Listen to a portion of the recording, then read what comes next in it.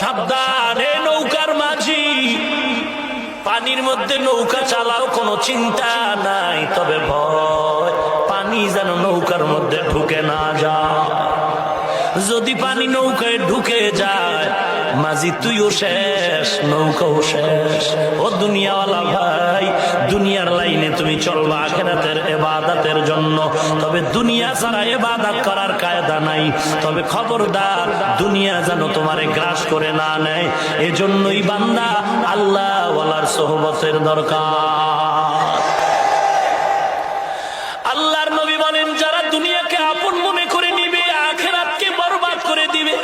ক্বালান নবী সাল্লাল্লাহু আলাইহি ওয়া আলিহি ওয়া সাল্লাম, মান আহাব্বা দুনিয়াহু ওয়া দাররা বিআখিরাতিহি ওয়া মান আহাব্বা আখিরাতাহু ওয়া দাররা বিদুনিয়াহু ফাআসিরু মা ইয়াবকা আলা মা ইয়াফনা। দুনিয়া যারা আপন করে নিল আখিরাত বরবাদ করলো।